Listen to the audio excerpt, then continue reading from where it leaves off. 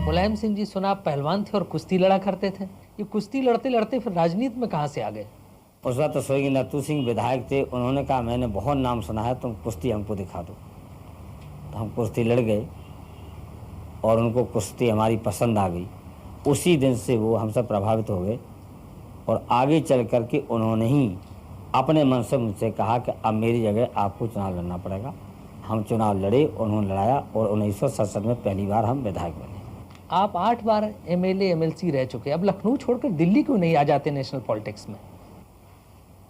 अभी दिल्ली आने का मैंने सोचा नहीं था, लेकिन अब मैंने ये जरूर सोचा है कि दिल्ली में समाजवादी पार्टी के लोगों को ज़्यादा से ज़्यादा पहुंचाएगी। हमारा लक्ष्य है कि अब जो दिल्ली में प्रधानमंत्री बने वो समाजवादी पार्टी के समर्थन से बने, हमारी मर्जी का प्रधानमंत्री हो, ये हमारी इच्छा है और इसलिए हम पूरी शक्ति अब पार्लियामेंट के चुनाव में लगा दी है। आपने एक बार कहा था जब आपको चंद्रशेखर जी गृह मंत्री बना रहे थे दिल्ली में कि हम लखनऊ में मूंगफली बेच लेंगे लेकिन दिल्ली नहीं जाएंगे। ये सही है, चंद्रशेखर जी ने हमसे कहा था, लेकिन जब चंद्रशेखर जी को हमने समझा दिया कि अभी हमें लखनऊ ही रहने दीजिए तो वो मान गए थे।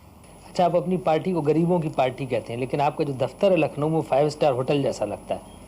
अब समाजवाद के माने ये तो नहीं कि गंदगी रखना चाहिए, तो अगर साफ़ सुथरा बना दिया है दफ्तर तो क्या हम उसमें बैठेंगे? वहाँ तो गरीब ही लोग आएंगे, तो गरीबों को भी कभी कभी अच्छी इमारत अगर मिल जाए तो क्या बुरा है। आप तो कहते हैं कि आपकी सरकार पिछड़ों की सरकार थी, जो जिसमें दलित और पिछड़ों की बात मानी जाती थी, लेकिन आप पर आरोप है कि आपकी सरकार को उद्योगपति संजय डालमिया, राज बब्बर और अमर सिंह चलाते थे। ये पूरी तरह से गलत है। जहाँ तक कि संजय डालमिया का सवाल है, वो हमारी पार्टी के कोषाध्यक्ष भी हैं, राष्ट्रीय पार्टी के, समाजवादी पार्टी के राज्यसभा के सदस्य भी हैं, लेकिन उन्होंने सरकार चलाने में कोई कहीं दखल नहीं दिया।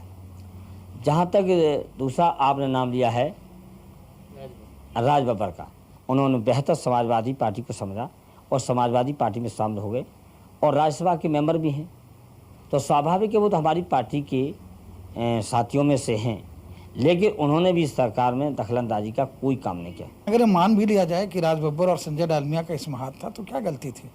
जब मुलायम सिंह जी की राजनीतिक मुसीबत का वक्त था, जब बड़े बड़े दिग्गज और महारथी उनका साथ नहीं दे रहे थे, संजय डालमिया ने कंधे से कंधे मिला के उनका साथ दिया। राज बब्बर ने उनकी जनसभाओं में और हर जगह उनके साथ राजनीतिक सहयोग और सहकारिता की बात रखी। आजकल सुना आप अपर कास्ट के लोगों को खुश करने की कोशिश में सभाओं में बैकवर्ड से हाथ उठाते हैं कि अपर कास्ट के लोगों को गाली नहीं देंगे। हमारी साफ राय है और समाजवादी पार्टी की नीति है, अगर हिंदुस्तान की राजनीति करनी है तो सबको लेके चलना है। इसलिए हर सभा में हम कहते हैं कि जो हमारा सहयोगी दल था वो गाली जरूर देता था ऊंची जात को, लेकिन हम उसी समय ऊंची जात को हम सम्मान देते थे और इसलिए बहुत ही शायद मन मन में बहुजन समाज पार्टी लोगों को इस बात से परेशानी थी कि जो मुख्य पोस्ट हैं और की पोस्ट हैं सरकार में वो ऊंची जात के पास क्यों हैं। बीजेपी ने जो आंकड़े निकाले हैं उसमें कहा गया है कि 70% यादवों को आपने पुलिस में भर्ती करवाया। इससे ज़्यादा झूठ कोई हो नहीं सकता कि 70% यादव थे। और मंडल आयोग की सिफारिशें लागू क्यों की गई? इसलिए की गई थी कि उनका हिस्सा ज़्यादा बढ़े, तो सब बैकवर्ड का हिस्सा बढ़ा। तो जब सब बैकवर्ड का हिस्सा बढ़ा तो हो सकता है कि यादवों की तादाद ज़्यादा बढ़ गई हो। कल्याण सिंह का आरोप है कि बैकवर्ड्स के नाम पर सिर्फ यादवों को नौकरी दी गई। उनको हमेशा झूठ बोलने की आदत है। जैसे वो एक जो गरीब जात है या बैकवर्ड जात, उसको भी विभाजित करने के लिए कई बार उन्होंने इस तरह के बयान भी दिए।